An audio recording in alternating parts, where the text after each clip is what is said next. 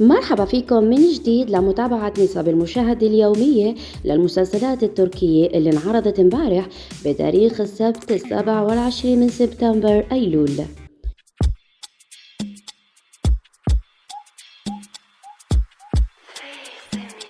امبارح انعرضت الحلقة 146 من مسلسل جبل القلب، العمل اللي بيحقق نجاحات بصمت ودون أي تطبيل، يستمر في تصدر يوم عرضه كعادته، وتمكن من تحقيق ارتفاع ممتاز في الحلقة الثانية لهذا الموسم مقارنة بنسبة عرض الحلقة الأولى، بحيث غرد جبل القلب منفرد بالصدارة بنسبة 6.29. أما المركز الثاني اللي كان من نصيب المسلسل الصيفي الكذبة في حلقته 17 يلي حققت نسبة 2.85.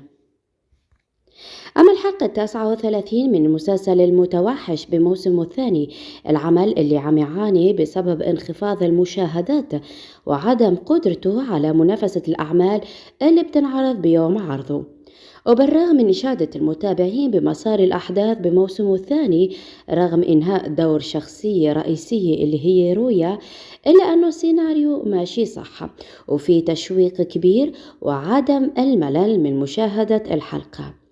ورغم الكم الهائل من المدح، المسلسل ما عم يحقق ريتنج كبير، لكن الحلقة 39 عرفت ارتفاع طفيف بحيث حققت نسبة مشاهدة بلغت 2.83، ويأمل القائمين على العمل على استمرار ارتفاعه حتى يقدر على الصمود والاستمرار.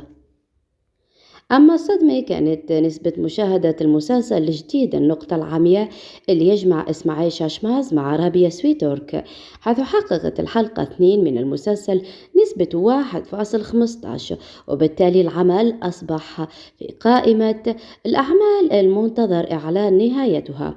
وظاهر أن النحس لسه ملاحق الممثل إسماعيل في جميع أعماله مؤخراً. أما الليلة راح تسهروا مع حلقات جديدة من مسلسلات العبقري والمنظمة والسلة المتسخة.